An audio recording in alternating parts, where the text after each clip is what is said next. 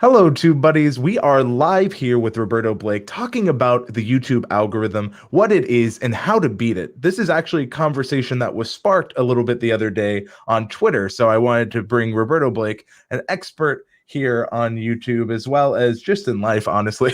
But he's a lot of fun. Going to have a lot of fun today because a lot of people have confusions on the YouTube algorithm. A lot of people just focus on one part of it and they kind of miss the picture as a whole. So I wanted to talk to you, Roberto, and kind of continue that conversation we had on Twitter and bring it here to YouTube, bring it with some answers and go really deep because I know you've been really doing some deep dives lately on your own channel. So let's do one here. What do you think people are missing when it comes to the YouTube algorithm? So first of all, thank you for having me today, Andrew. I really do appreciate it. I think one of the things that people miss is that the word algorithm itself is misleading because there's more than one.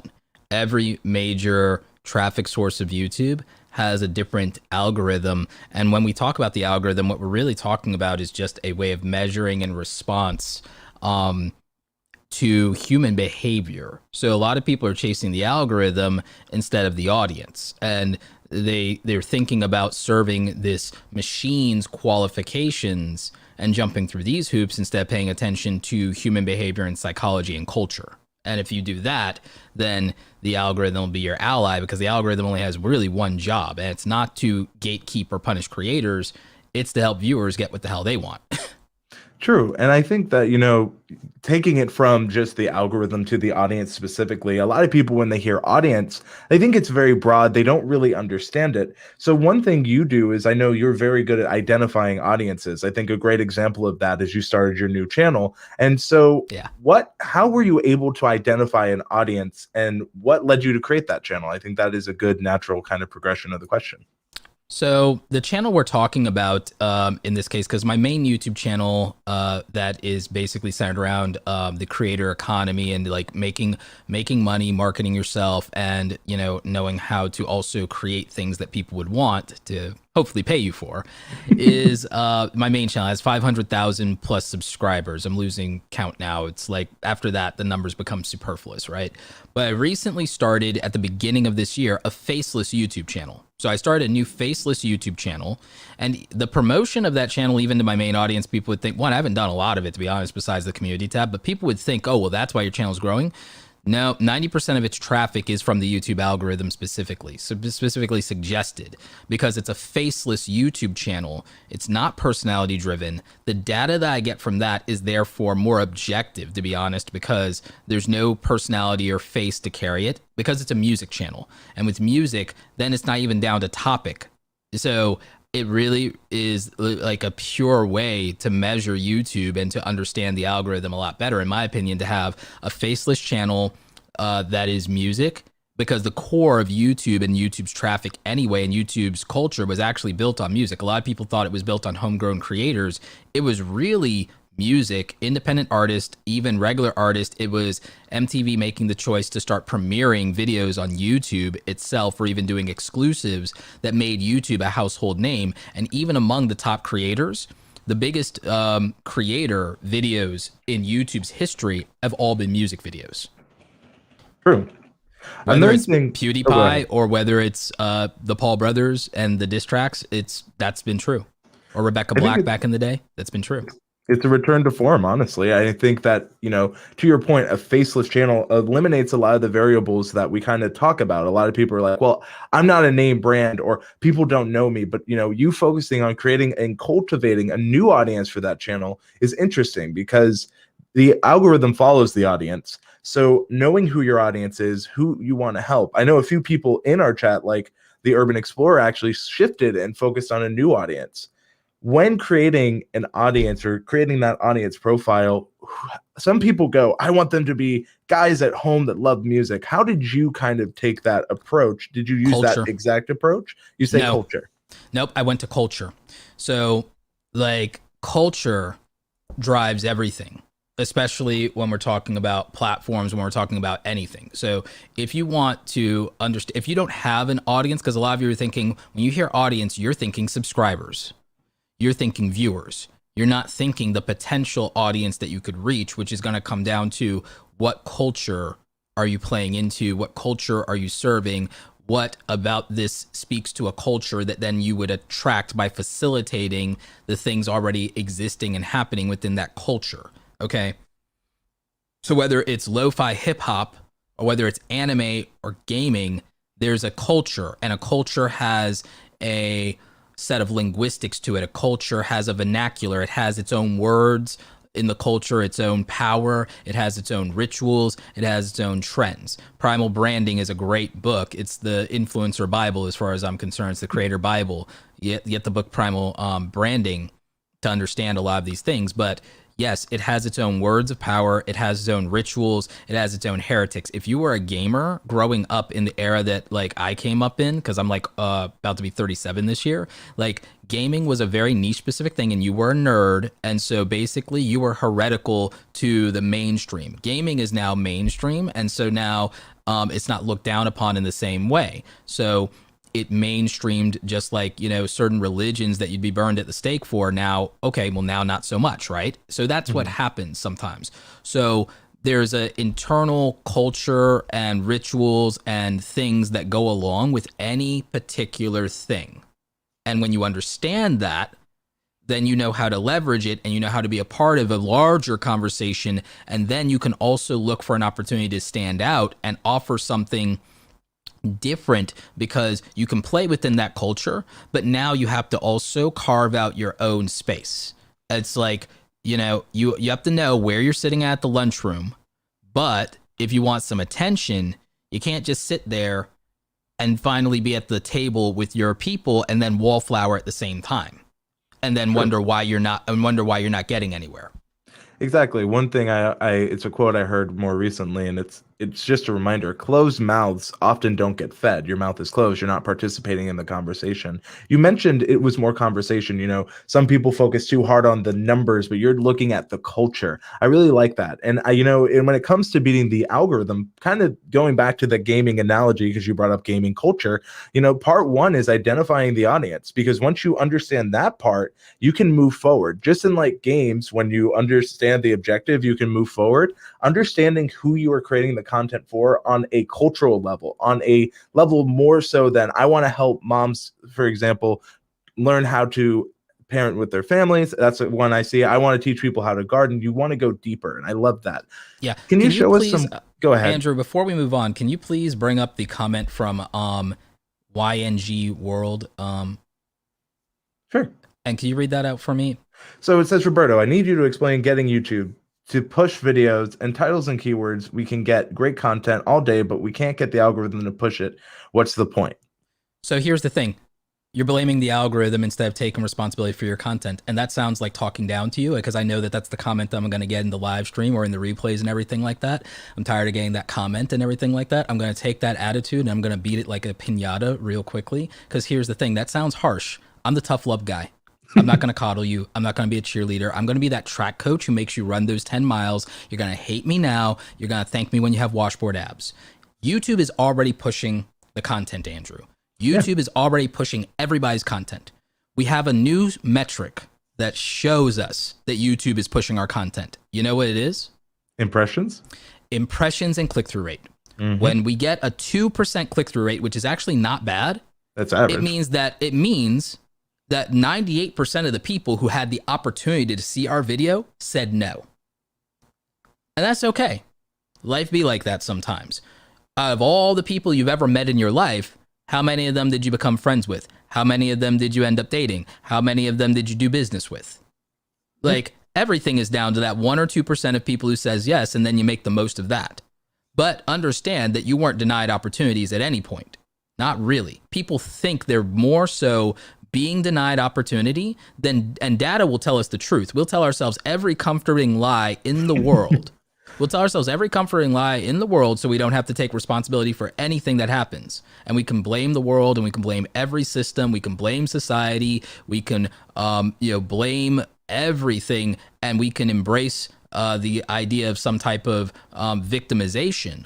Or we can be victors and champions by looking at all the opportunity that has been presented in front of us, and then thinking about how we can put ourselves in a position to, one, make the most of what we have from a position of gratitude, number one, but then two, realize the opportunity to get more was there. The opportunity to get more was there, but we're not being effective. It's not always about doing something wrong, Andrew, because that's the other problem. Taking responsibility is not the same thing as blaming. Telling people to take responsibility is not blaming them or shaming them. Telling people to take responsibility is saying, okay, it didn't work out. Why? So what? It's like wishing isn't going to make it better. Crying isn't going to make it better. Complaining isn't going to make it better. But what can? What can? Or are you just willing to accept the idea that it wouldn't get better? Why would you ever do that? Why would you accept that? And so we have to be willing to look at how do we become more effective rather than presuming that we're doing something wrong. We can say, this thing that I did produced this result. Mm-hmm. Would doing it twice as effectively produce twice the result? And when it comes to YouTube, doing it twice as effectively isn't usually twice the result. It's usually 10 times the result. It's exponential, not incremental in that particular way. Can I show you some data real quick? Yes, of course. And I just want to quickly comment, if that's all right, Roberto, on YNG. One thing, as we were talking about earlier, are those impressions and such when it comes to, YouTube. You said that you're not being shared out, but are you? Look at your impressions. Impressions are going to show you. If your impressions are 0, that's when you can make an argument that I'm not being pushed out into any algorithm. So maybe, Roberto, with what you want to show, you can kind of go more into that. Yeah, I do want to show you guys something. So the thing that a lot of people don't understand, and we have so much great data in YouTube, but I think people don't understand how to read the data, Andrew. Yes. TubeBuddy does a great job helping with that. I know you guys also enjoy a different thing, Morning Fame. You guys have advocated for that as well, just for simplifying things to people, because TubeBuddy is a productivity suite. It's massive. But I want to show you the real truth of the YouTube algorithm. This information here, Andrew, tells you everything you need to know. This is literally the YouTube algorithm on display right now on my screen. The impressions that you get is what dictates the fact that YouTube has pushed your content out and given you an opportunity. In order to maximize that opportunity, you have to get people to click. That's why this is the top of our funnel here. And then after click-through rate and those views, what's measured is the watch time those views generated. Views are only useful to YouTube if they generate watch time. And that's measured in the average viewer duration and then the total watch time that came from it. That is the net outcome. So for YouTube's purposes, and I wanted to just make this wider so we can see better, and so you can see that it's also in hours, not minutes, okay? YouTube told you that all it wants and all it cares about is watch time. People care about their views because they care about their clout. They care about validation.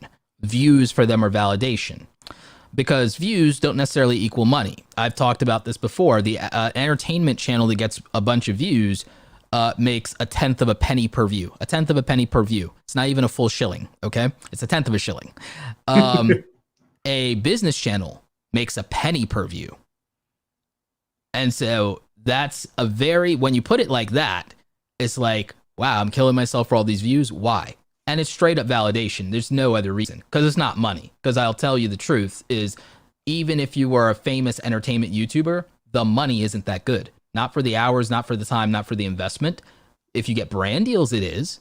But you don't need to sell to brand deals on views. You can sell on engagement. You can sell on reputation. You can sell on smarts. You can sell on a lot of things. But Andrew, if you could pull that screen up just one more time, I want to break down something very important about this algorithm. For sure. Traffic sources. Each of these traffic sources is different. And what content creators don't do is they don't have a balanced strategy to make content. That they want one video to do everything, instead of thinking of a content strategy of how many videos they're going to make in a year, and thinking about which videos are searched that will constantly give them traffic every single month and allow them to get discovered by new people and grow them, which things could potentially be part of a conversation in their niche that could go big and suggested at some point. by becoming more relevant later, and then what things exist for casual viewers. What things exist for casual viewers that if they see this title and thumbnail on the YouTube homepage on this topic, will get them to click or get them to click right now because of the timing. So each of these traffic sources has a different strategy. What external's a whole thing. The videos don't go viral because of the YouTube algorithm. They go viral because people share them and won't shut up about them until you watch it, until you tell them that you watched it and you laugh with them. That's why they videos go viral, because somebody takes them over to Reddit to make their argument and have their flame war and use the video as a reference point. Like, videos go viral because people with big accounts who watch them themselves for entertainment tweet them out. Videos don't go viral because videos go viral because people share them and won't shut up. Word of mouth is still the best marketing in the world. It is. And I think, we're talking about traffic source. This is a question we get a lot. This comes from Real Clantis tutorials, and it's in the traffic source. Which one is more important, YouTube search or browse features or other? I have an opinion. I know you do. And that's what I was going to say. It goes back to our conversation earlier. You should focus ideally on who your audience is. To go to step 2, to what Roberto said, once you understand the audience, you understand the culture, that's when you can start understanding the algorithm. We're looking here at impressions. That's when the algorithms are serving your content. And I'm going to make a point. I'm going to make a point. Let's see. Let me go to something with videos real quick. I'm going to make a point. I'm going to show you 2 different videos data. Perfect. In terms of what YouTube did with 2 completely different videos. Okay.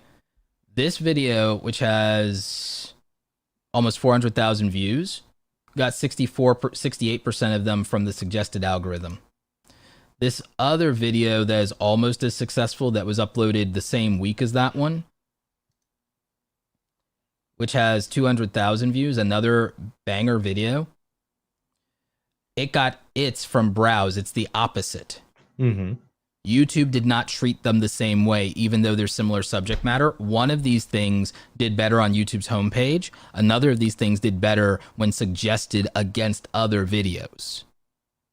And then there are other videos that still do well purely because of search, and not even subscribership. There's almost no YouTuber whose videos do well specifically because of subscribership. There's a video that I have from 5 years ago, maybe more.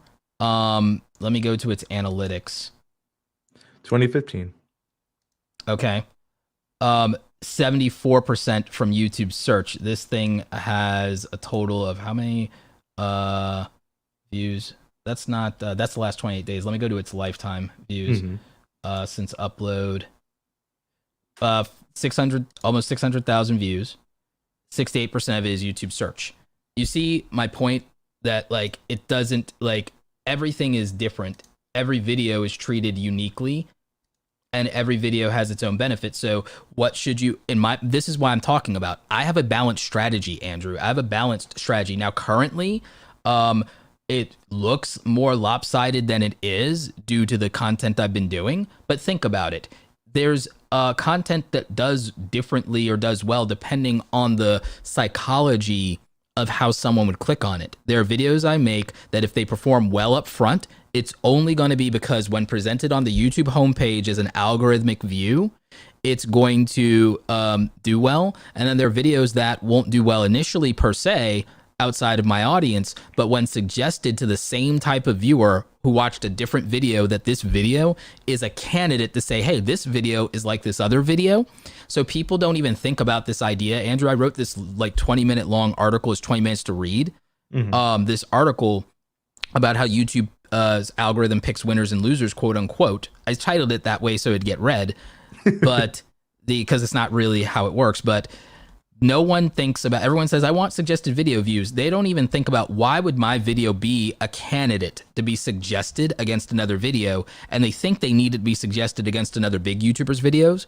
They don't even think about the idea of it being suggested against their own content and creating bingeable sessions that keep people on their own channel. They still think they need somebody other than themselves. And And that's one that's of the, the problem. I'm sorry to cut you off, but that's one of the main reasons we focus on the creator suggested and Videolytics and TubeBuddy to give you an idea how many of your own pieces of content are being suggested amongst each other. To your point, Roberto, being your own best suggested traffic source is step one. And again, there's browse, there's search, there's suggested, there's multiple different ways that you can get views. And I love that earlier dive where you showed this one's doing great in suggested, this one's doing great in browse. It's remembering the audience, and audience viewing behavior is going to differ on a bunch of different factors. We actually have a question here from Blessed, and I'm sorry if I Can you bring us up on screen, Andrew? Because I want to switch Yes. accounts real quick while you No do worries. that. So Bless says, do you have to do trendy topics in order to get search as the top search traffic? So they're wondering, do I have to do trends to show up, to have search show up in my top sources for videos? It wouldn't be trends in the way that you might be thinking. It would literally be some evergreen type of thing. Yes. That gets searched, and people are saying, great, what, like, and I know why people are asking about great content. It's like great content is subjective. Content is subjective. As a creator, I don't sit there and I don't tell myself that I'm making great content. Because I know that that's not what really matters. What matters is like people being interested in something. You can make something great. It doesn't mean anyone has to care, because you can make something great that nobody cares about because you could be 10 years ahead of your time. You know, there was this great idea once upon a time called web TV. It was too early because the internet wasn't worth putting in every living room in America in 1993. Yeah. But in 2003, that's different. In 2013, smart TVs, all the rage in 2013. Web TV was 20 years too early for anyone to care. Yeah. There was a thing before Uber called Magic Cab. No one cared. It was the Uber before there was Uber. Nobody cared. And I'm not saying that to be mean when I say, oh, well, nobody cares. I mean, let's think about it. Let's think about it. If you make something that you think is great, but it's too niche, it's way too niche, it doesn't have a mainstream audience, you're not going to feel validated if you need 10,000 people to care for you to think that you did something that was validating and worthwhile. You're going to be disappointed with most things because if you are not some hippy dippy, happy, shiny person who loves everything that's in mainstream or pop culture, then it means you're probably not going to make something that millions of people are as interested in or excited about as you are. Yeah. And that's fine. The problem is that you think you need that to be validated, or you can't acknowledge that that's not a good financial decision. True. Just because you're passionate about something doesn't make it profitable. And I would agree on that, especially when that's something YouTube considers as well. Like when we look at video performance and we look at these things, you can make something that you believe, to your credit, is the best thing ever, but it's more than that. If you wanted to get it out there, you know, we talked about identifying the audience. We talked about making sure that you understand how the algorithm is serving your content with impressions. And then I think the next part is that good is subjective and how you can measure it. So how can we measure what would be considered good content for YouTube? You know, we talked about how good in terms of creator to creator can be subjective. How does YouTube kind of measure what they would say is a good piece of content? Watch time, retention rates, drop off rates in the first 30 seconds. That's why they give us those new key metrics. Completion rates to the end. How many people were watching by the end of your video? How many of those people went on to watch another video? And I love that last part, getting more people to watch others, which goes into suggested. Exactly. It's just, here's the thing. Like, okay, let's start at the top. This is a very simple thesis. Anybody go write this down. Go get a pen and paper. Write this down, because this is a very simple thesis that will tell you exactly how YouTube works. I've talked to people at YouTube about this and said, I'm oversimplifying. I've told them, I know you can't confirm or deny. Just tell me if I'm wrong or if I'm spreading misinformation. So I said, views are directly correlated to value, meaning attention and interest. So click-through rate starts the clock. The measurement of whether or not you honored your promises or you faked people out or you betrayed them is the drop-off rate in the first 30 seconds to 60 seconds of a video to confirm that the promise made was kept and that this video is relevant to what it says it was. Okay, so it was an honest video. So then, in terms of retention is tiered, meaning that there's no flat percentage or raw number of retention that or watch time that someone has to get, it's relative to video length comparative to other videos of that length. And you know why we know that? The relative retention rate checkbox in the platform. Mm-hmm. If you want to know how something works, literally the engineers do not code a feature, a checkbox, or a fill in the blank without it meaning something and without it impacting something. So exactly. I asked about that, and I was like, relative to, meaning that 2-minute videos aren't measured against 12-minute videos. They're not judged. A 2-minute video is not judged on a 12-minute video. It's not competing with a 12-minute video. It's competing with another 2-minute video. Exactly. So I brought up tiering, which again, too complicated. You guys don't need to know that. You just need to, and then the other thing is I said, okay, and then there is the overall retention of the video on averages, because that's at least an indicator of quality by consensus. Quality measured by consensus. Did enough people, given the opportunity, come to the same conclusion that this was worth watching a large portion of? Yes or no? Then consensus by completion, quality by completion. Okay, if this was good enough to get a large number of people or a large percentage of people to watch all the way to the end, that's an indicator of quality, because we only have 24 hours in the day. We have many competing videos on the same topic, the same idea, or the same literal event competing for our attention. How did this one do? And then how many of those people went on to watch another video on YouTube, or another video from this creator, or another video in this topic? This makes us realize that this piece of content and this creator is relevant to this topic or this event that's happening. So then we give them authority whenever they talk about it. Or this channel, if we're keeping people on the channel and they're watching similar videos, okay, well, what do the 2 videos they watched from this creator back to back have in common?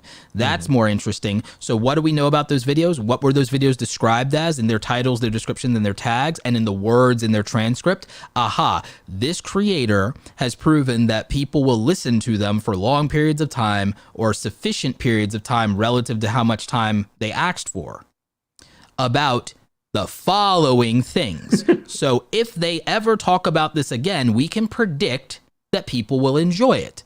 Because all we're trying to do when we talk about quality, we're talking about the experience that people have and a measure of viewer enjoyment. Click-through rates and impressions are a measurement of viewer interest, viewer attention, viewer excitement.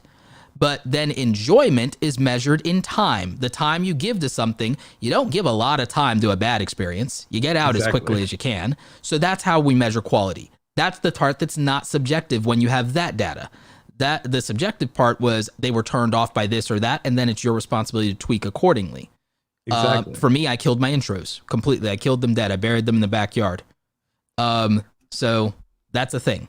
The outros, I made them more concise to get people to another video, and I started being much more specific about the videos, and I started putting people into playlist, Andrew. I will specifically plug and I script the outro to the extent of, I tell them exactly what playlist topic I'm going to do, and I tell them the topic of another video for them to watch. That way I still can kind of substitute those things if I have to. And so that gives me a flow for the most loyal people who have time to kill into another thing, which is going to improve my authority in the algorithm over a long period of time, the more often I do this. So even I will continue to grow and will grow new engagement off of this formula of making this improvement. I made these tweaks. My watch time retention went from an average of 30% to about 55% on the videos I started doing this on. My completion rates went to about 35%, 30%. And then my getting more people to watch continuous videos went up. So all of that is valuable. And then the quantitative part of YouTube, the more videos you make effectively will compound the return of what you get out of your content.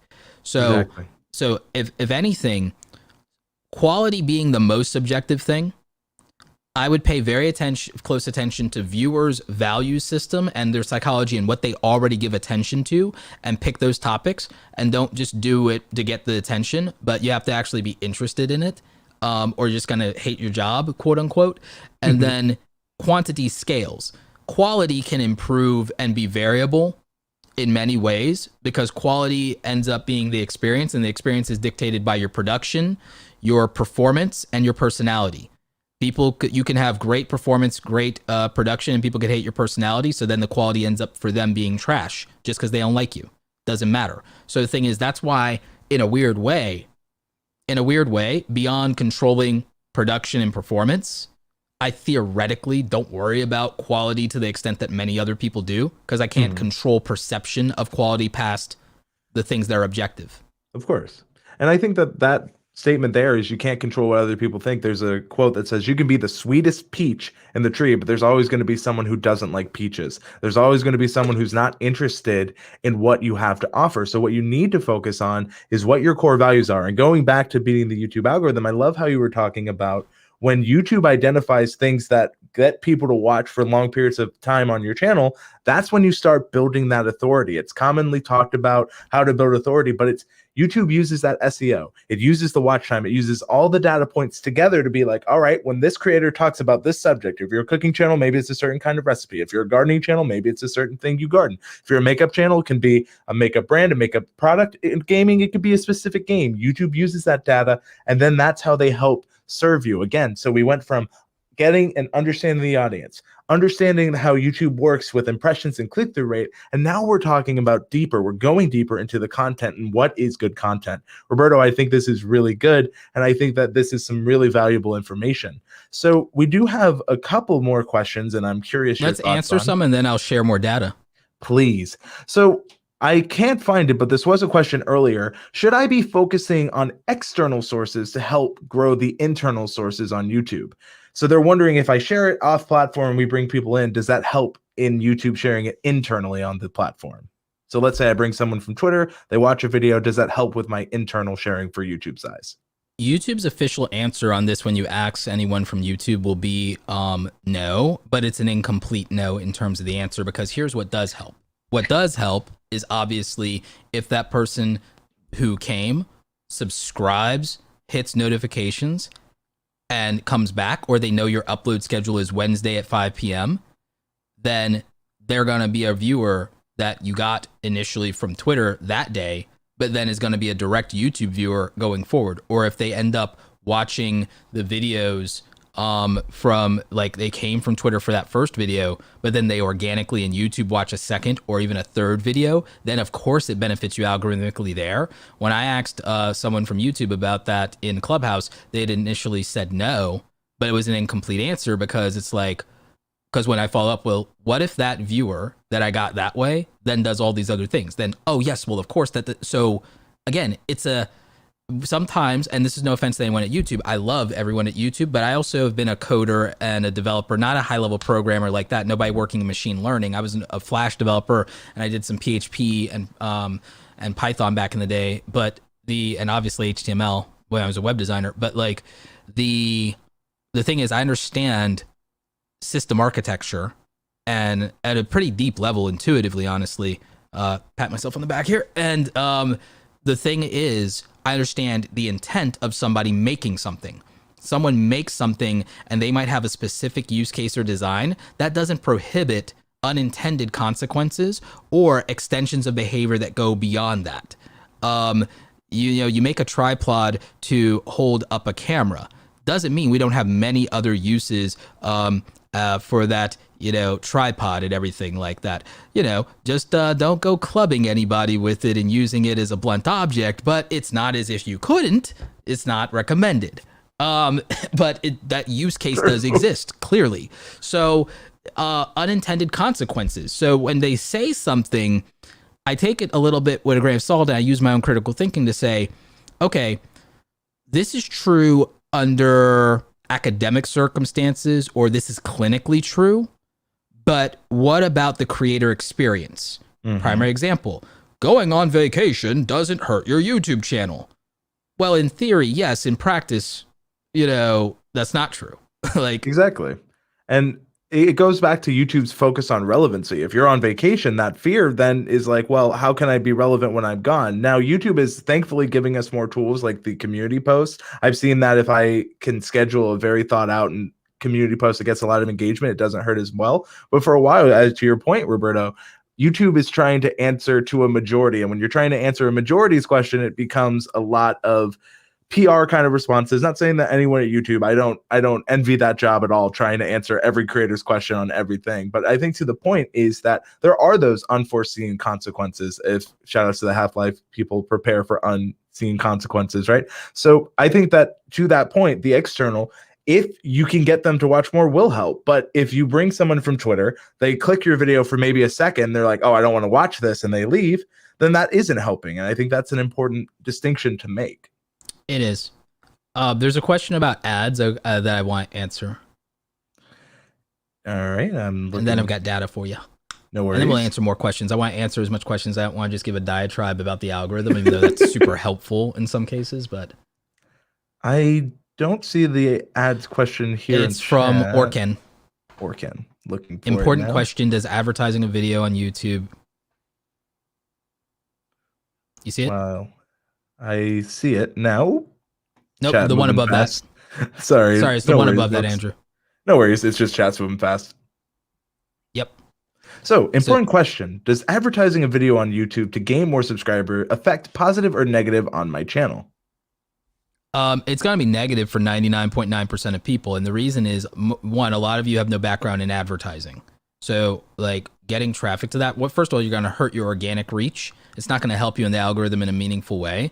And let me ask you as a viewer, has anyone ever advertised a YouTube channel to you? Or have you ever seen an ad for a YouTube video, not a product, not a service, but a YouTube video, and been, gee, I'm going to go subscribe to that channel and I'm going to watch all of their content? No, never in the history of ever has that been true. There's never been a creator that's ever interrupted people with an ad that made them actually want to keep watching their stuff and everything like that. Ty Lopez did it to grow his business and to grow his email list. That's it. People don't realize that because they bring that up and everything like that, you know, and he's a smart enough businessman. He's got his money, he's got his Lambos or whatever. So like, I'm not going to hate on it, whatever. I don't believe in it. I don't believe in buying ads to grow a YouTube channel. There's a strategy. There's an advanced strategy for it that would work. I'm not going to bring up that advanced strategy. I'm not going to sell you guys on that strategy because 99% of you could never execute that strategy and it won't work for you. So there's no shortcut. There's no shortcut. You're going to have to make content that people want to watch without interrupting them. Because they made a choice to watch a video and your ad is just an interruption standing between them and what they really want. Exactly. And think about this. If you've ever played a mobile game or any kind of game, you know, going back to gaming, if there's an ad in between your next session, you're not always like, thankfully I saw this ad when I was trying to do what I wanted to do. I'm so happy this ad was here, to your point, Roberto. So I do think that you got to think of it as that viewer experience. And I think that if you're running ads, you might be missing that who is your audience point of the algorithm. And yes, that includes even the thing that they call boosting, just like Facebook. Make no mistake, the boosting is literally just an ad. I don't like that they call it that. I do not like that they call it that at all. I'm annoyed by it. Like, there's, like, you guys do not, like, if you're going to spend money on something, spend money on improving the quality of your content. And then if your channel's monetized and you still think that you can't figure things out, then go buy some books on YouTube, like buy Daryl's YouTube formula book that's out now, buy Sean Cannell and Benji Travis's YouTube Secrets, buy Brian G. Johnson's Tube Ritual. When you really want to make money, buy my YouTube Money book when it comes out. But you could also, you know, work with a coach. You can join Awesome Creator Academy. You could, but for one-on-one coaching and channel reviews, I'm kind of turning people away if their channel isn't reached monetization, because I don't believe in you spending money if unless you have it like that, unless you have it good, and like, you know, then you got a very lucrative day job. Like, I don't believe, or you have a business, I don't believe in you spending money on YouTube coaching until your channel's monetized and you at least have the potential to make the money back. Because most of you don't have a business strategy. Most of you don't have a business strategy to make money outside of AdSense yet. And that's fine. I'm not hating on you for that. I'm just saying that I don't see. Now, again, there are people who disagree with me on that, but those people often also are like, they had money. They had enough money to where they could take, like, it would not be a loss for them. And they also knew deep down for real, without any lying to themselves, that if they can just learn how to do XYZ, they can make all of their money back, whatever it cost them. So like, I am very adamant about how people, if they're going to do it, spend money. You know, I'm like, I hate the phrasing, but I'm just gonna say it's like I don't do that fake guru crap. Like, I don't like I turn people away from spending money with me because I don't have the patience for people who are going to waste their time or waste my time. There's free content out there. We do these great free Q&A sessions. The TubeBuddy channel is fantastic with good information. If you can't use that to get at least to the 1,000 subscribers and 4,000 hours of watch time, you need to reevaluate if this is a hobby or a potential career for you, because there's a point where we all have to make decisions about our career and we can't be emotional about them.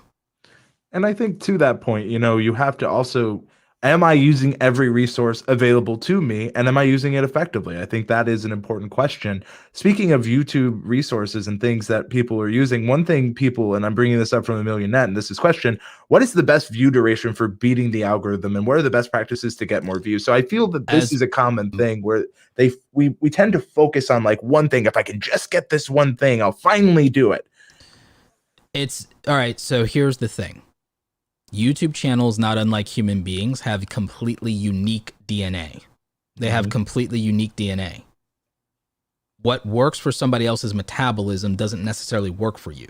What works for somebody else's physiology and psychology doesn't necessarily work for you. That's why, a doctor will give you a prescription based on your needs and not, just something that is like, oh, here, this is for everybody do this or whatever, right? Now, there are things that help everybody. Generally speaking, hydrating, exercise, water, fresh air, common sense things help everybody.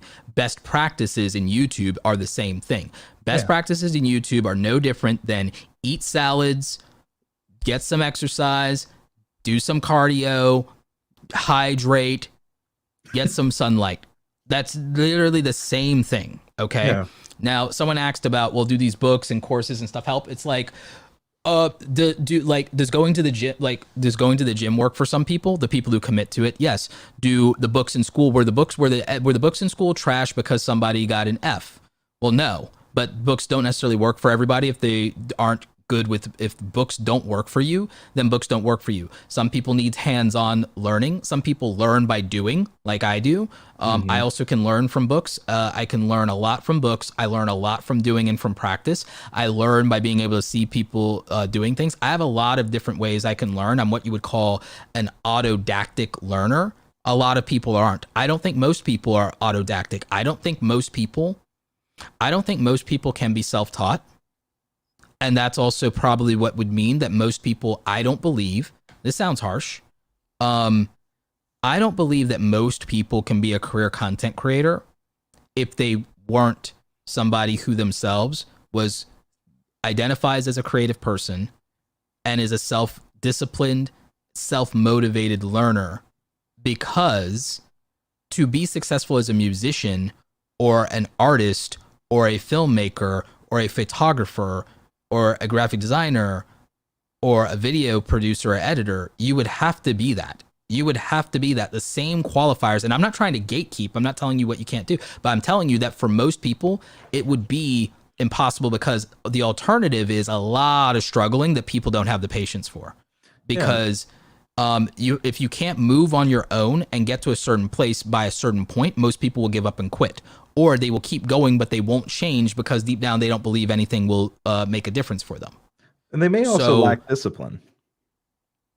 So like and yes, there are people, I understand the iron sharpens iron, but like, there are people who are self-taught. It's a specific psychology of people. And this is my entire point with YouTube and the algorithm. Everyone is trying to look for a magical number or threshold or qualifying number or ranking that will trip over the system and then give them everything that they want.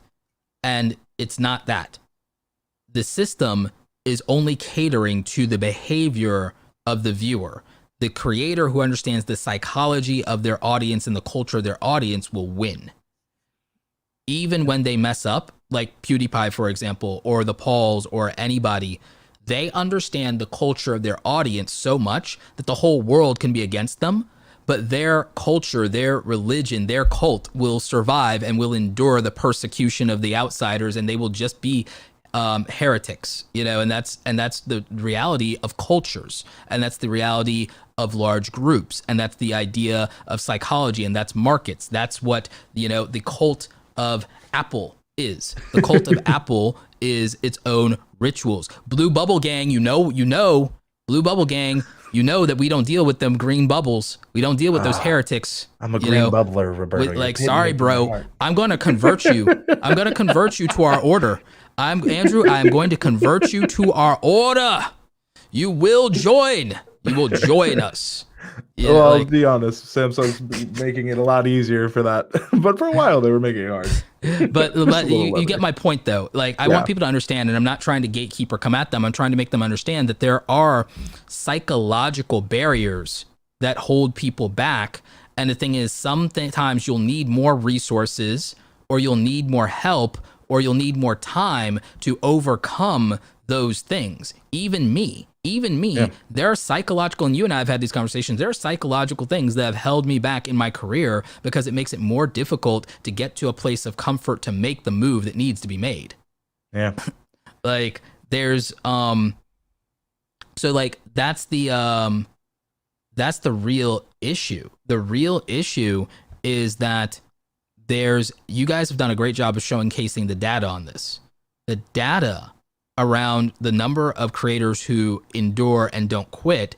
It means that instead of worrying about tripping the algorithm by hitting this view duration or that view duration or this many views or this click-through rate or this watch time, the reality is that by just putting in the work and making hundreds of videos, you get to a place where psychologically you understand the audience better because you've had more opportunity to be invested in a community and in a culture and learn what did and didn't work. You have data to help you make those decisions. Some people do it from intuition. Some people have an aha moment, or some people make a connection with someone in their community and then they see it and then they're like, aha. And that is what does it for them. And then they're able to improve their content as a result. And just having one video hit doesn't necessarily do it, by the way. Andrew, if you bring up my screen, I can show them something with this music channel. Sure. And while I'm doing that, I do want to just remind everyone, when it comes to beating the algorithm, one of the main things you need to remember is to beat the algorithm, you got to stop thinking about it as algorithm and sets a number and start thinking about it as people, because the algorithm follows the audience. So the algorithm itself is thinking of the people. If you're thinking of how to please the robot, not the people, that's the biggest misstep. That's the biggest miscommunication. Indeed. Roberto, you have the floor. Indeed. So what I want to show you guys here is, let me pull this for 2020, because I started this channel at the beginning of 2020.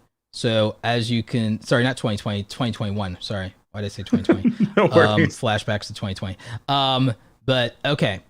So here is this channel, right? And you can see that I started literally this channel with nothing. And it's almost, Zenbuster Music is almost to monetization. It has 900 subscribers. Please subscribe and listen to the music. And it has 50% of the watch time that it needs. The thing is, I have a video here that beat all of the other tracks. This is a 1 hour loop, and it has 13,000 views, Andrew. This channel doesn't even have 1,000 subscribers. It certainly didn't when this started popping, and it trounced all of the other content, including the 24/7 live stream that I've been running for the radio station side. Okay, it's not even close. And let me show you where those views came from. It came from the YouTube algorithm. 90% of it came from suggested videos. And it's all other people's content. 96% from YouTube recommending your content. This algorithmically is a perfect video. YouTube found the people who would listen to this track versus the other tracks. The potential for this exists for every single track, every single upload, because it's a music channel specifically. Every single upload has this potential. It hasn't happened yet, But once YouTube is able to better identify the audience, it will have that potential. And this is what happens is eventually what happens is when YouTube finally has enough opportunities and enough data, when you keep pushing, when you keep uploading, when you keep being consistent, when you niche down, when you say, I'm niching down, not to a topic, but to a culture, to an audience, to a concept, this can happen for more of your content eventually down the road. Because if unique listeners, 11,000 people. Now again, they didn't subscribe. Those 11,000 people didn't subscribe to the music channel, but they might in the future, and it has them in their watch history. And again, look at this. It's not search. It's just like they came across it. The opportunity exists because I show up. So if Zenbuster Music keeps putting out tracks and puts out 100, 200 videos this year, whether they're compilations of our songs. By the way, this is all original music. I had another creator, Frost FM. I hired him as a music producer, pay him. We're also doing some royalty stuff with DistroKid for Spotify, Apple, Amazon, all of that for the music side. It's a whole nother brand I built. I built another brand. I built a music company. The thing, and then we're doing merch too. Like, the whole point that I'm making here is this is the algorithm at work, and it tells you everything you need to know. Even by itself, this generated in watch time, about 1/4 of the watch time I need for monetization came from one video. Like one video. So the power that this has, and then looking at the audience, the other thing is a music channel clearly can have an international audience. Look at the fact that it didn't require subscribers. I have like all these views on this. I have all these unique viewers. They're not subscribers. So, oh, I need subscribers. Oh, I need this. Oh, I need that. And then it told me the age demographics, which is interesting. I would have thought it would have skewed younger, but I was wrong, which means that, okay, people are listening to my music either to sleep or to go to work. You know, so that's interesting. So if I guarantee you though that this number would be different if I do gaming music. For sure. This data. And so like I do have a question. Yeah, go ahead. So with the music, you know, one thing that I feel people can get bogged down is, you know, you right now, I was looking at some of the ways people are finding you, lo-fi and things like that. So you're targeting a specific audience, even in this video, people who enjoy that kind of content and that style of music, correct? Yes. So we got a question earlier. People who appreciate copyright-free music. Because if it's incidentally in their background, they don't have to worry about it if they happen to be a creator. Yeah, and they could use it while they're streaming too. Exactly, which is the idea, which gives me a promotional strategy down the road for videos being given external. I've thought of literally all the traffic sources and how I'm going to get them. The thumbnails are designed to where I could get random clicks off of a homepage of, oh, that just looks too interesting to pass up and it's music. Let me give it a listen. And then potential for suggested if I show up next to a video, oh, let me go to that next. Or, hey, I'm just listening to music in a loop. So if I end up in a playlist or I end up in an automated mix from YouTube, I positioned this channel as a faceless channel to have unlimited algorithmic potential. And by focusing on a culture. By focusing on a culture. And I love that. It goes back to what we talked about. You focused on the audience. We got a question and it goes into music. And I feel that this is a really good kind of point to that. You know, you talked about maybe doing gaming music. This came from a gamer earlier and they're like, hey, Roberto, when I'm doing one game and I switch to another, is that going to hurt me algorithmically? I don't think it's the algorithm that's going to hurt. It might hurt you, your viewing audience you have. It's hurting you in terms of a culture shift. Yeah. This is why Bijou Mike plays the video games that he plays, because the video games he plays still encompass a singular culture. I think he has a different problem that I'm going to reach out to him about that he can probably appeal with YouTube. But Bijou Mike realized that when people like Markiplier would play games like any of the anime dating games and then like ditch them and go do something else like Five Nights at Freddy's or something like that, there were like millions upon millions of people who were watching for a specific thing and had nowhere else to go. Yep.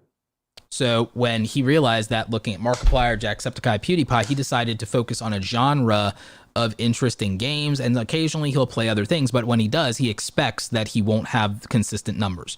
Your when you don't do things in a consistent way, you can't expect consistent results. You also have to look at baseline results versus outlier results. This video is an outlier result, but there's enough consistency among all of my videos of type for me to then theoretically realize that there's an opportunity to benefit because the potential exists because there's enough continuity among my videos for there to be this potential. Here's something that is another slight outlier, but it's better in some ways. And even though its average view duration percentage view is probably somewhat better than the other video, it just doesn't have the click-through rate that the other one did. If it had the better click-through rate, look at this, 70% of it's from suggested. Like, so, but if this one had a better click-through rate, it too would then, because of its average view duration and percentage watch being better, then it would get the same kind of love. But still, for a channel that doesn't even have 1,000 subscribers, getting, you know, almost 2,000 unique viewers on a video is tremendous. It is. And Roberto, while you're on the screen, I would love, because someone said, how is this video doing so well with a 1.8% click-through rate? This is something that people confuse. This is a general click-through rate using all the traffic sources together. So Roberto, can you click on impressions click-through rate for me and go to all the traffic sources? So the one to the right. So right up there, if you scroll up, it's right under reach. So if you click on impressions click-through rate right near to the right of impressions, and then go to see more and traffic sources, you'll see where the different traffic sources are giving Roberto different things. So at the top, you know, traffic sources to right there, you'll see how it's doing in other different forms. So you notice how that for search, for example, it's at 4.6%. So even though suggested may seem to be 1.9, that is enough still. Because and look at the difference of the average view duration. If it's in the if it reaches someone's playlist, which it hasn't done that much of, it's a 25-minute average view duration versus search is a 2-minute versus suggested videos where it gets the most views. It has the most opportunity. It has the most impressions there.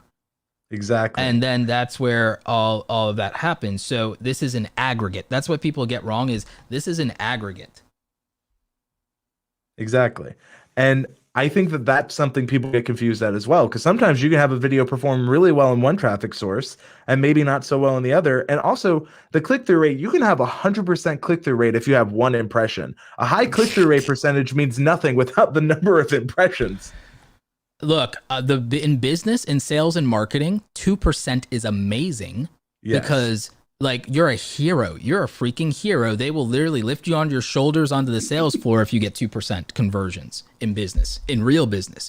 That's the other issue with content creators and why I'm teaching and I'm leaning into, you know, that was like, God, I don't want to become the YouTube guy. And I found my out. My out is by talking about the creator economy and realizing that people are doing this because they're working a job that they hate and they want some independence and they want to do things that they might like better or be passionate about or that use their actual skills that no one will give them a chance with. Think about it, Andrew. I'm beloved in some ways because of my realness, the rawness that I have in the way that I present information and teach things in a common sense way, but with data and so on and so forth. Could you imagine me trying to teach in the traditional education system in America and not being fired? Yeah, no, I don't think it would work. But I call your teaching like the Saiyan style, where you must beat them down to almost death to bring them back stronger. So yeah, Dragon Ball Z reference. Exact. So I think that is kind of what a lot of people don't realize is like sometimes you got to take yourself out of the equation, because the you in YouTube isn't you personally. It's the you in the audience. That's the big thing. That's what beats the algorithm. That's what takes you to that next level. And what Roberto is showing here with this music channel is he's identified the you in the audience. He's identified the culture, to his point, and he's doing it successfully. And when he's done that and he's using the SEO, he's using all tools available to him, YouTube looks at that, sees what's working, and then it can help share it out to those people.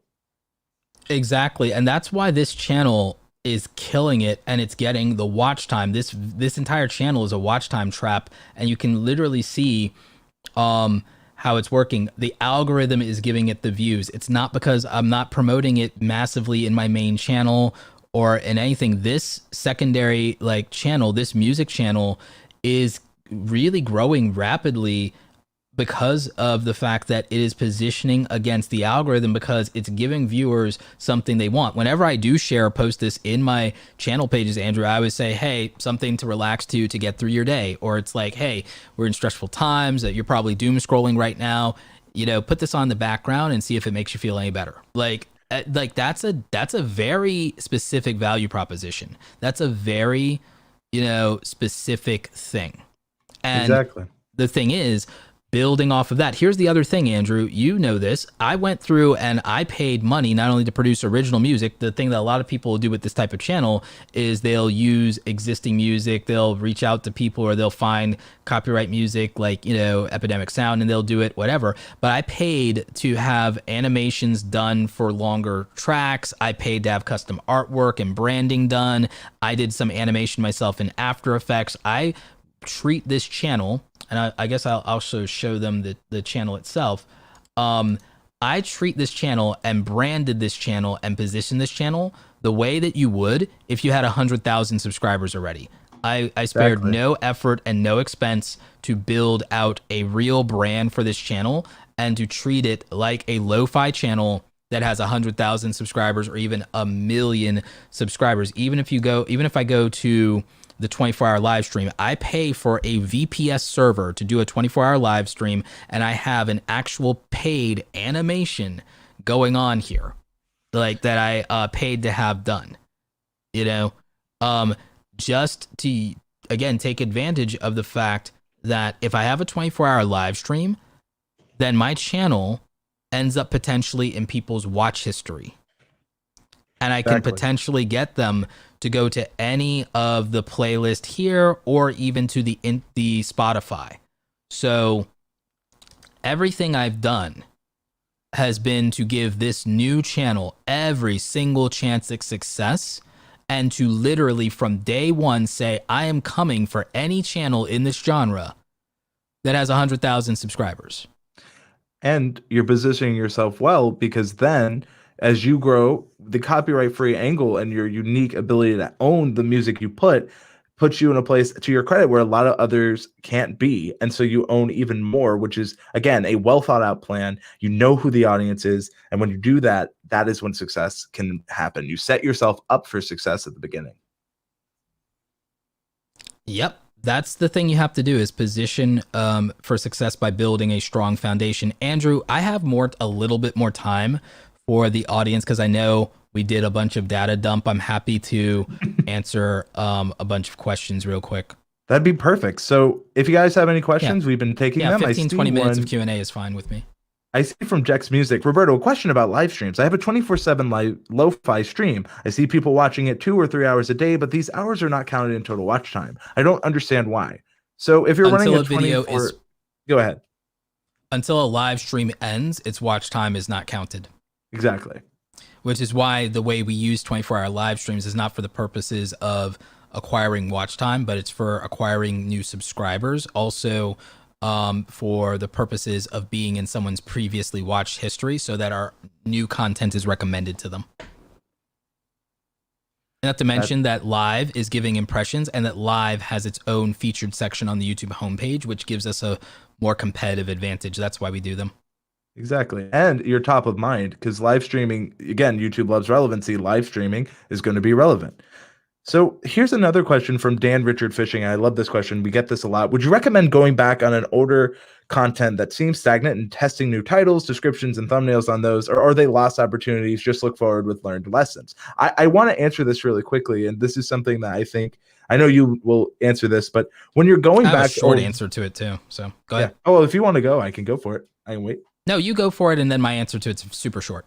Perfect. So I would say if you want to go back, you can go back, but also make sure if you think a piece of content is still relevant and you have a new audience, don't be afraid to promote to it on new content. Don't be afraid to link to it. Don't be afraid to link it in the description, the cards.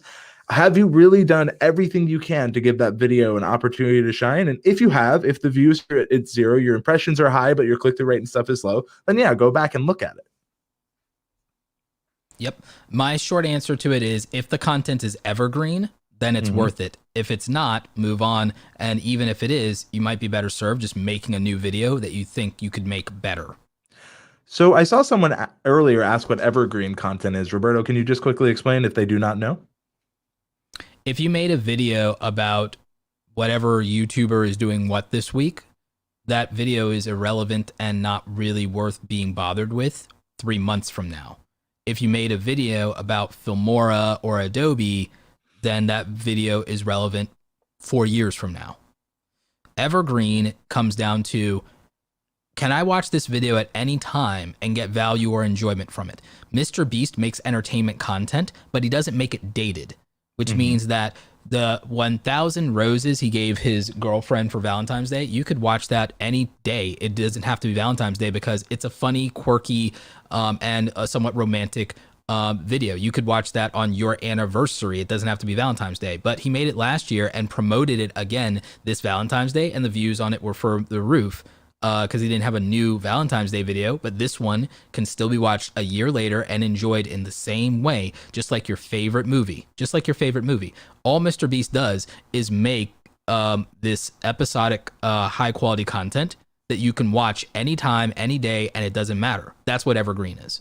If watching this a week from now is old news, like, again, episodes of the Philip DeFranco show, for example, it's like once that news has already happened, unless that person's in the news again, the people that he covers, because he mostly covers celebrities, politicians, content creators, unless that person's in the news again, it's really hard to go back and watch a Philip DeFranco video because, like, this is something that already happened unless it's still an ongoing thing. So that's more trendy content. That's where the YouTube treadmill of like feeling like you're struggling comes from. If you're me, videos I've made 3 years ago, a year ago, my old library of content makes probably 60%, only because I recently started making more money off of new content. Like, but it used to be 80%. It used to be 80-20 rule. Now it makes 60% of the ad revenue that I make in YouTube.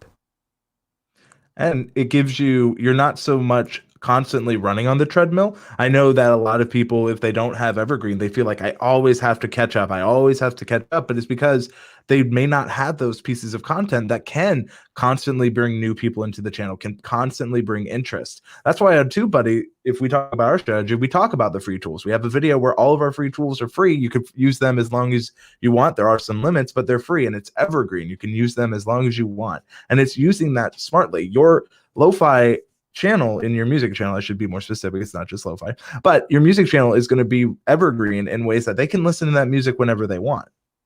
Exactly. Music is a constant consumable. Recently, Mr. Beast and other creators have been praised for, you can only buy like a shirt one time, but you can buy perfume from David Dobrik multiple times. You can buy Chamberlain coffee multiple times. You can buy a Mr. Beast burger multiple times, you know?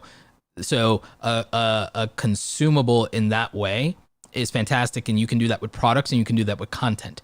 Eventually, I'm going to do a tea brand, believe it or not. Probably it's going to be loose tea. I'm going to probably partner with a company here in Atlanta that already does it and just white label it and then brand it to myself. But it's like, I'm probably going to, again, go with another one of this Zen motif and lean into my whole Eastern philosophy thing. It's like, my future is not unlike my mentor Gary Vee of building bigger brands, and I want to build a lot of direct-to-consumer stuff. And that's very smart. And you're using, I want to teach it too.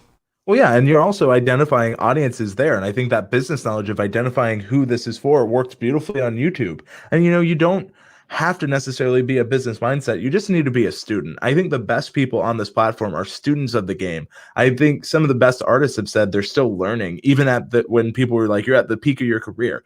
Always being a student, always being willing to learn can go a long way. And if you want to learn one-on-one with Roberto, I know, Roberto, you have a ways people can do that. People are like, what if I want just to hear Roberto for my own channel? Roberto, you want to talk about your one-on-one sessions? I will, but I also want to answer 2 questions about my music channel. Is that it's called Zenbuster Music instead of Zenbuster Lo-Fi. I can branch into the genres of music that also people who like lo-fi would also like, and I know those cultures and I know that very well. I myself like lo-fi, but I also like EDM and I like drum and bass. And the thing is, I can just because I go with one of those right now as a foundation, it's no different than when I did my first 50 videos on my main channel where I did Photoshop tutorials and some video editing with Premiere Pro. And then I did like a bunch of Premiere Pro stuff. Then I did a bunch of camera and laptop review stuff, and then so on and so forth and everything like that. I built pillars. I always use this strategy. I always use this strategy with gaining some authority and traction in one thing and then replicating the success of that into a parallel vertical. I always do this. And I think that's very the other smart. thing was, by the way, someone asked also, am I just going to like give you guys copyright free now and then copyright claim or strike you later and blah blah blah. The YouTubers that happens to, like what happened with Stream Beats, that was an accident that happened. It wasn't on their end and they fixed it in like a day. So like that rarely happens. And then the other thing with that is just like to be kind of snarky about is, guys, I already told you that entertainment content versus the business channel content is a tenth of a penny. I'm not sweating the tenth of the penny. I don't need it. Like, so I'm not going to copyright claim people for using my music because I don't need a tenth of a penny per view. I think that's a really good kind of way to think about it, especially. And I think, a lot of times people blame companies, but sometimes accidents happen. Like things like famous from Forrest Gump, shit happens. Yeah. So, but there Roberto, was some other, you had a question, Andrew? Sorry about that. yes. This is another one on paid ads, and it says, Roberto, would you ever use paid ads to promote a channel? I saw a Minority Mindset do it, and I think it could be beneficial. And I think this is more for like your music channel. Would you ever consider running ads? For the music channel, there's a way to do it, and I know how to do it. I am a marketer and I'm an advertising guy. I'm not infallible there, but I also have disposable income. So the thing is, I could afford to run a $5,000 ad campaign and take a loss. I wouldn't be happy about it. I wouldn't be comfortable about it because I'd rather literally go out and buy like Apple stock or something like that. Not financial advice. I'd literally rather just buy Apple stock and get a 40% annualized return like the last 10 years of Apple has done, because that's guaranteed to print money for me because Apple's not going anywhere. But again, I could afford to say, okay, I guess I'll throw in 5,000 to grow this music thing after it's monetized and getting royalties in Spotify and crushing it. Sure, but I would do that in a way where I'm running multiple ads and doing a whole campaign because I'm a Google Ads guy. I used to manage Google Ads in corporate America, so me doing that is not the same thing as a different content creator doing that. Jasprit Singh doing that, he's a business guy and he can afford to take a loss. His channel has an absurd CPM rate as a business channel. He can afford to do that. I don't think anybody else, unless you run a business, should be out here doing that. Yeah. Beanie draws. He's scaling, by the way. He's not taking a shortcut. He's scaling because he already has a channel that's massively successful. Now, this actually comes to an interesting point. I'm going to use this as an example. Beanie says, I'd love to see Roberto do a video on that particular type of advertising. I think it would be interesting to watch. And sometimes, and I wanted to ask you, this just comes from me. I know sometimes people say, my audience wanted to see it, but it comes from like maybe 1 to 2 comments. How do you judge what your audience wants to see when you're creating content?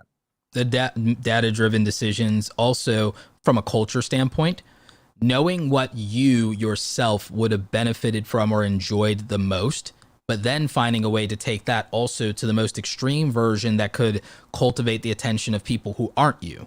That's Mr. Beast's methodology for everything. Is I would watch weird or interesting things, but most normal people wouldn't. And the world is full of normal people, not just people like me. So what could I do that's so outlandish it would get their attention? Basically, it's the psychology of, and I'm not calling him this, or I'm not calling anybody this, but it's the same psychology as whoever was the class clown in high school. There's only so many ways to get attention. Be the valedictorian and be big brain, be the like local like school like hustler, that was kind of my thing. Or be I was big brain but not valedictorian. I was the guy who beat the valedictorian in the debate team, but the while still not getting the grades. Or you can be the jock or cheerleader and everything like that. I ran track. Like you can or you can be the class clown and goofball. You could be the person who's massively controversial and like is always getting into problems and stuff like that. There's like, and those things literally, when I describe that, I literally described, you can pick numbers of top tier YouTubers that literally fit the archetype of high school, cliche number 5. It like I'm not even joking. You literally can just pick the top of YouTube of people with 1 million subscribers, and basically, and I'm not being disingenuous to them because I love a lot of these people's content, but I'm saying archetype wise, you could literally just go and do a casting call for any teen movie or any high school or college movie. It's like, Nelk. Nelk is literally just a frat. Nelk is just like the most absurd version of any of the American Pie movies. Like, it's that. So there you go. Dobrik is Van Wilder. Dobrik's Van Wilder. Yeah. In some ways, you could argue Mr. Beast is like Ferris Bueller, I guess. Yeah, I was gonna say Ferris makes the most sense to me.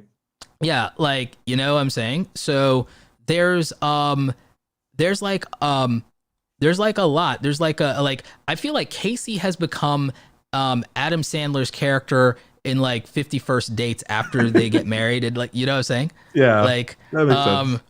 it's like, it's so interesting. It's like you can look at, so again, I'm trying to answer the question. I guess the way that I think of YouTube comes always back to this idea of culture. It wasn't always that way for me. There was some intuition that it was, but I really do believe that the creators who best understand the audience and the culture, and if they fixate on the psychology, desires, behavior, patterns of people, that the data and the algorithm will just tell you how to measure that and where to move based on that. Yeah. And I think that is really how you can beat the algorithm, is understanding it. I think, knowledge is power, G.I. Joe. But in all seriousness, it really is, especially here, understanding how to look at it, understanding the metrics to look at to read it, and then seeing and testing. Always be testing is so important. And Roberto, if people want to test with you one-on-one, what are some ways they could contact and reach out to you? So they can go to www.awesomecreatoracademy.com. So you can go to awesomecreatoracademy.com. If you go to awesomecreatoracademy.com/channel-review, which I believe is going to be linked in the description, yes, you can specifically do a one-on-one review, channel review with me. It's a 30-minute session where we concisely hit your main pain points, and I tell you what I believe will help you the most. If you want a more advanced session with me, if you go to awesomecreatoracademy.com/coaching, I have 90-minute sessions available. Right now we're in the end of February. This would probably be a good time to start your booking, even if you're going to book later. Paying now and booking later would probably be a great idea, just because I do know, I'm not going to quote rates today, because I do know that in the summer, I talked to my team, rates are going up. We're doing some format changes. We're adding some things to it, because when you do coaching with me, you also get access to a dashboard. It's not a course, but it is training material that we have for you that you can lifetime log in and just have refreshers and have things there. So we want to give people, basically who do coaching with me, the equivalent value on top of that as some of the courses that are out there for like hundreds of dollars. Eventually we're going to come up with some kind of do-it-yourself training program as well, on top of the coaching or on top of the group membership. But if you want to check out everything we offer, you can just go to awesomecreatoracademy.com. And yeah, and one of the things I do want to make clear, Andrew, is, like I said, mostly we don't necessarily work with people who haven't at least reached the monetization threshold, because we believe that my level 0 training, as in like $0, is my level 0 training could get you there. My level 0 training could get you there with what is already on the channel, what's already on great channels like TubeBuddy, Nick Nimmin, and so on and so forth. Because to be successful long-term as a content creator, you're going to have to, in my opinion, and not everyone will agree, you're going to have to be able to use what is out there and at least get that far, in my opinion, because even though, yes, maybe coaching or training could get you there if you're not there slightly faster, but then you're going to need it again and again and again to move forward. And the thing is, I just don't think that that's long-term viable, because it means that there's something you have not addressed in your capabilities. And I think like paying people to supplement that could just kind of like dig you into a hole. in a way that's not practical. I mean, and I'm not like, I'm literally talking myself out of money here. It's like, but that's kind of my point is Andrew, I have no interest in people spending money they don't have on things that don't fit their learning style or frankly, their learning capability or aptitude.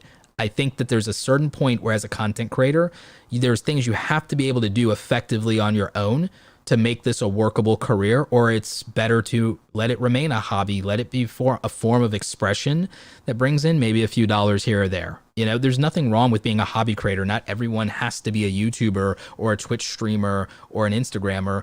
It's fine to use the extra money to maybe get to a career or job you don't dislike, instead of thinking that this one, because I mean, I know a lot of people who quit YouTube because they find eventually it's no better off than any other job they disliked by the time they made it a chore.